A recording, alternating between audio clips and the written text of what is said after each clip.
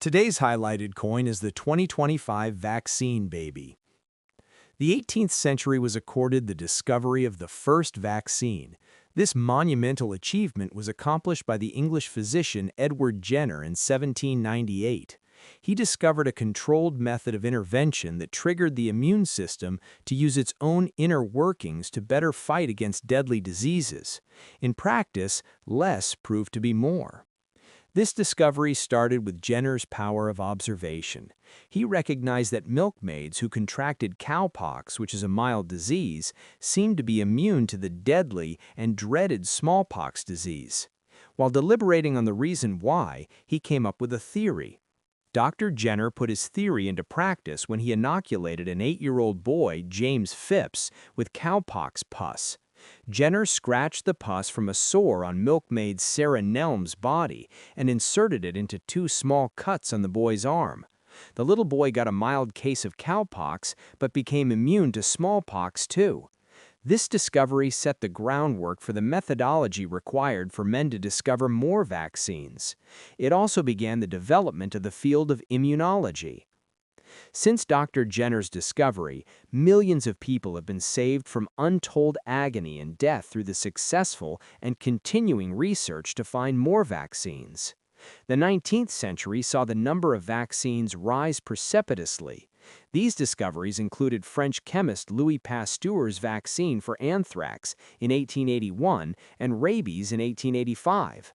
Other scientists who discovered new vaccines included Spanish bacteriologist Jaime Ferran and Clua for cholera in 1885, German physiologist Emil von Behring for tetanus in 1890, English bacteriologist and immunologist Almroth Edward Wright and his associates, German physician and bacteriologist Richard Pfeiffer and German bacteriologist Wilhelm Kohle for typhoid fever in 1896. Although some vaccines were more easily developed, finding an effective vaccine for the terrifying bubonic plague proved to be a daunting task. In 1897, after working nearly around the clock for 3 months, Russian-French bacteriologist Waldemar Hofkin finally discovered a vaccine for the plague after heroically testing it on himself. Until vaccines were discovered, hundreds of millions of deaths were attributed to these 6 terrifying diseases alone. But the Black Death, bubonic plague, was the worst. And although Hofkin had been recruited by the British government to find a vaccine for an outbreak of the Black Plague in Bombay, India, it had already killed millions across the world at large. The disease killed between 75 and 200 million people from 1346 to 1352 alone, as it spread throughout Europe, Africa, and Asia. It was thought to have traveled the trade routes and originated in Central Asia. The 20th century saw a continuing increase in the development of effective vaccines, including many to combat childhood illnesses. These included vaccines for diphtheria, pertussis, measles, mumps, rubella, yellow fever, typhus, influenza, encephalitis, meningitis, chickenpox, hepatitis A, and tuberculosis.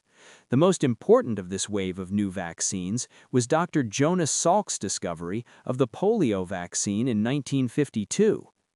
The field of immunology has continued to expand throughout the 21st century with the development of vaccines for malaria, dengue fever, Ebola, hand, foot, and mouth disease, and more recently, COVID-19.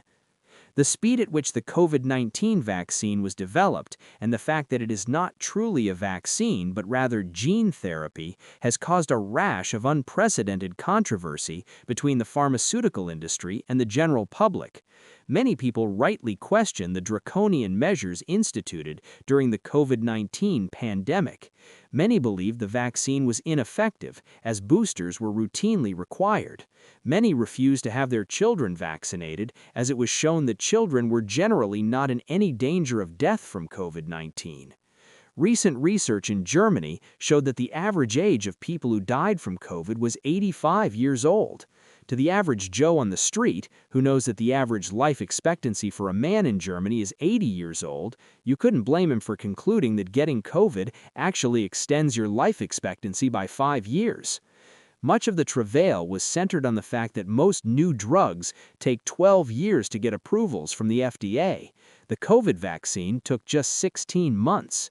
Needless to say, all of the controversy surrounding the lightning-fast development of the COVID vaccine caused people to lose confidence in the honesty of Big Pharma. But worse yet, the anxiety caused parents to mistrust the CDC recommendations as well. This is when people began to question the appropriateness of the current and exceedingly long list of childhood vaccines that start in infancy and extend through 18 years of age. In 1950, when the 74 million baby boomers were being born, they were vaccinated for just 3 diseases: diphtheria, tetanus, and pertussis, whooping cough.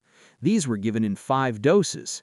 By 2020, children are vaccinated for 14 diseases: chickenpox, diphtheria, tetanus, pertussis, hepatitis A and B, measles, mumps, rubella, meningococcal disease, pneumococcal disease, polio, and rotavirus. 28 doses of the vaccines are given by the age of 2. Annual flu shots can add to this list as well.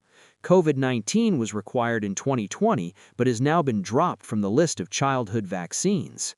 So yes, it is certainly understandable that new parents who lived through the recent hysteria produced by the COVID pandemic have legitimate concerns about the extensive list of vaccines given to their kids, primarily because they lack decades-long perspectives on the effectiveness of vaccines. And yes, parents should be cautious and always question their doctors if they have any worries about the side effects. Parents should express any concerns they might have about the long-term effects of the childhood vaccines as well. But being overly cautious can also kill, as can be seen from the recent measles outbreak in Texas, where 481 unvaccinated children contracted measles, 56 were hospitalized, and 2 children died of pulmonary failure. Remember to be cautious but not cavalier when considering the value of vaccines for your children. Chris Duane issues 2 new proofs each week, which are available for a limited time. These proofs come in a presentation box with the certificate of authenticity, as shown here. They're also available in BU Brilliant Uncirculated versions, which are only stamped once, and they come in copper as well. You can check out all Chris's Silver Shield proofs and all things Silver Shield on ChrisDuane'sSilverShieldCoins.com.